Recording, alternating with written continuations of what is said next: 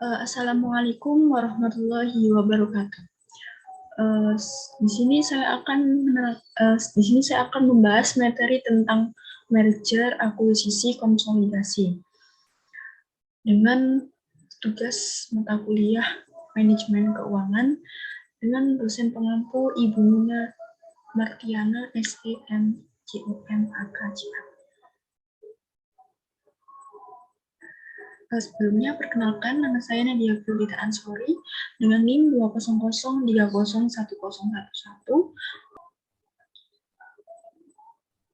Dan untuk materi yang pertama yaitu tentang merger. Merger adalah proses fusi atau penggabungan dua perseroan dengan salah satu di antaranya tetap berdiri dengan nama perseroan, sementara yang lain lenyap. Alasan melakukan merger. Alasan melakukan merger yang pertama adalah pertumbuhan atau diverifikasi. Yang kedua, sinergi. Yang ketiga, meningkatkan dana. Yang keempat, menambah keterampilan. Dan yang kelima adalah pertimbangan pajak. Yang keenam, meningkatkan likuiditas pemilik. Yang ketujuh, melindungi diri dari pengambil.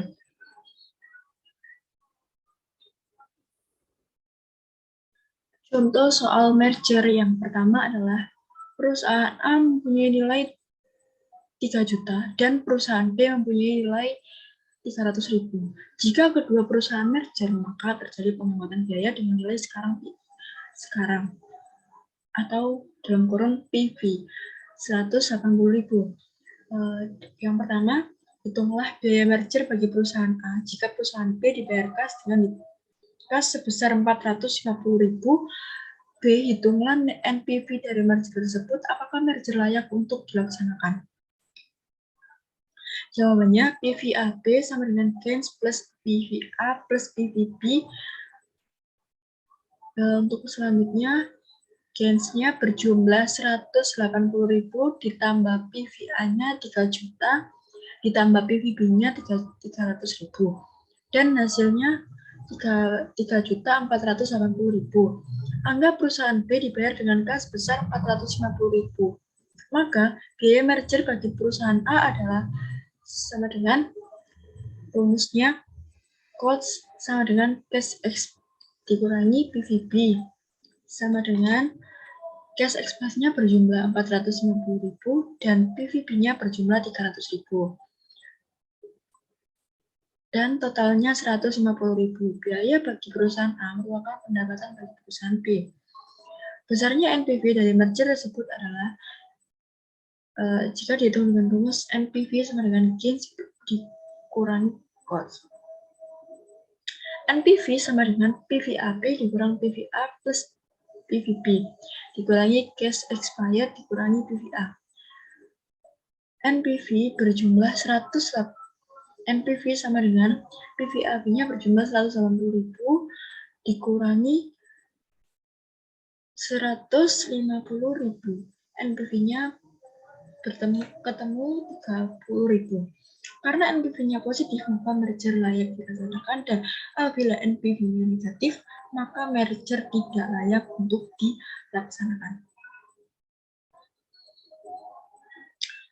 Dan yang selanjutnya adalah akuisisi. Akuisisi atau biasa disebut dengan pengambil alihan adalah pengambil alihan kepemilikan suatu bank yang mengakibatkan beralihnya pengendalian terhadap bank.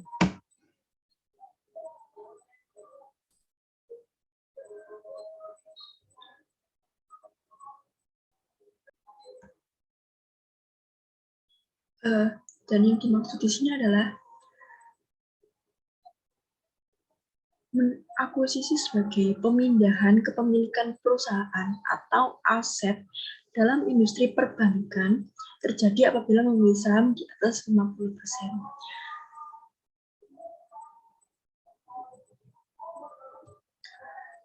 Dan untuk selanjutnya, berdasarkan keterkaitan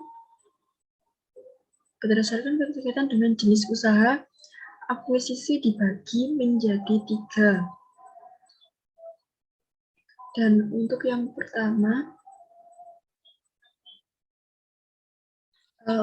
pertama, yaitu akuisisi horizontal.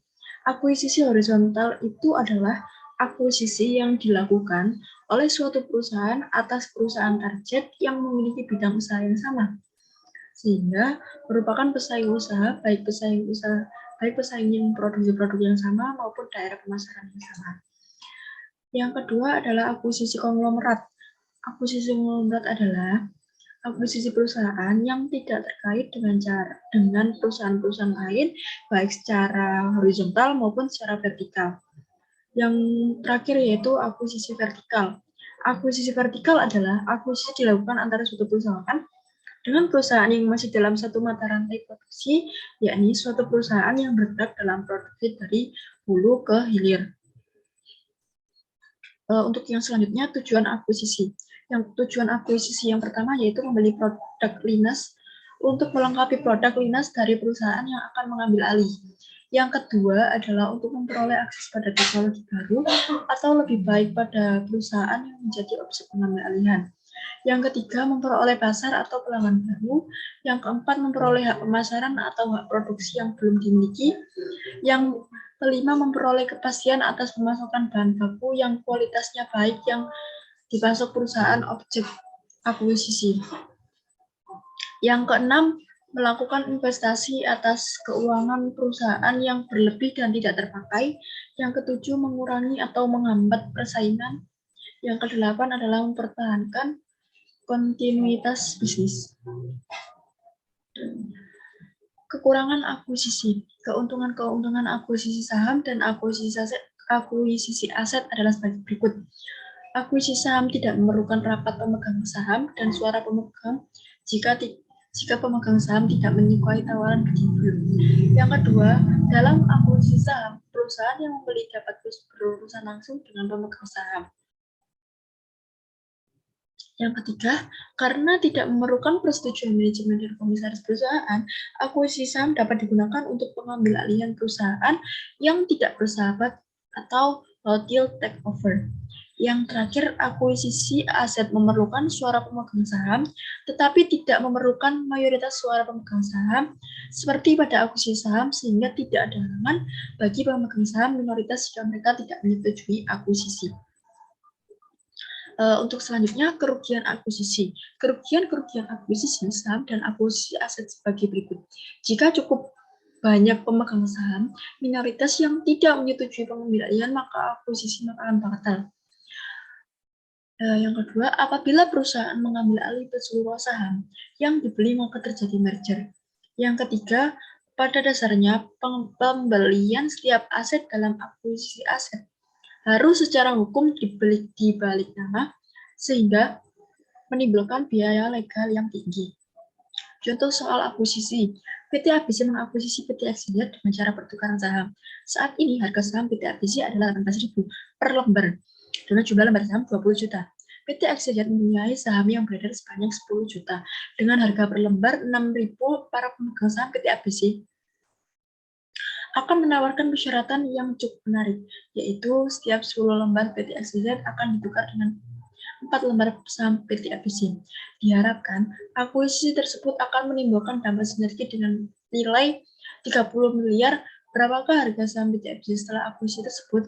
Jawabannya adalah rumus PEV ABC Axiata sama dengan tanda kurung 18.000 dikali 20 juta, tutup kurung ditambah 6 juta dikali 10 juta, kurung ditambah 30 miliar, dan hasilnya 450 miliar. Jumlah lembar saham setelah akuisisi sama dengan 20 juta ditambah 10 juta dibagi 10 dikali 4 sama hasilnya 450 miliar per 24 juta. Hasilnya 18.700 per lembar. Dan untuk selanjutnya yaitu materi yang terakhir, konsolidasi. Konsolidasi adalah situasi di mana perusahaan yang terpisah akan menjadi satu. Dan untuk definisi yang lain, konsolidasi adalah sebuah usaha untuk menyatukan dan memperkuat hubungan antara dua kelompok atau lebih untuk membentuk suatu identitas yang lebih kuat. Sedangkan dalam bisnis, konsolidasi merupakan suatu peleburan antara dua perusahaan atau lebih untuk menjadi satu perusahaan. Tujuan konsolidasi. Yang pertama, menyelamatkan aset perusahaan. Yang kedua, memperkuat diri dengan bergabung dengan perusahaan lain, membentuk dan memperkuat pangsa pasar. Yang ketiga, memperbarui kinerja perusahaan agar lebih menguntungkan. Yang keempat, meningkatkan efisien dan efektivitas. Yang kelima, mengurangi tingkat risiko persaingan usaha. Yang keenam, memberikan jaminan pasokan, penjualan, dan distribusi. Yang terakhir adalah diverifikasi produk, barang, atau jasa. Contoh soal konsolidasi. Pada tanggal 31 Maret 2013, setelah PT Sinar membeli 85% saham PT Abadi yang beredar dengan harga Rp22.500.000, pada tanggal 23 Desember 2013, PT Abadi mengumumkan pembagian dividen sebesar Rp3.100.000, sedangkan realisasi pembayaran dividen baru terjadi pada tanggal 30 Desember 2013. Selama tahun buku, PT Sinar memperoleh laba sebesar 4.700.000 dan PT Abadi 3.800.000.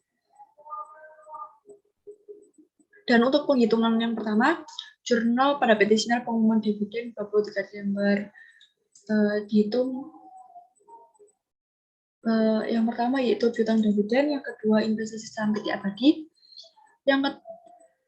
dan lalu pembayaran dividen 30 Desember, kas piutang dividen, mencatat laba anak perusahaan, investasi saham PT Abadi, LYD PT Sinar mencatat laba 30 Desember, dan dihitung kas dan LYD-nya sebesar 4.700.000.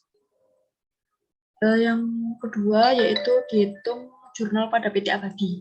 Pengumuman dividen 23 Desember, LYD utang dividen, pembayaran dividen 30 Desember, utang dividen, kas mencatat laba 31 Desember, kas LYD, dan perhitungan yang tadi dihitung lagi dengan cara dijumlahkan dan ada juga yang dikurangkan karena terjadinya hutang. Jurnal dan yang untuk selanjutnya yaitu penghitungan jurnal eliminasi dan penyesuaian. Untuk yang pertama diketahui modal saham, agio saham, LYD, KHP, DNB atau goodwill, terus investasi saham PT Abadi. Lalu setelah itu jurnal pada saat membeli saham tanggal 1 April. Modal saham PT Abadi, agio saham PT Abadi, LYD PT Abadi, goodwill, investasi saham PT Abadi. Sudah cukup penjelasan dari saya.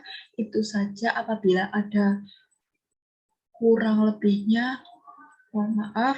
Sekian, terima kasih. Wassalamualaikum warahmatullahi wabarakatuh.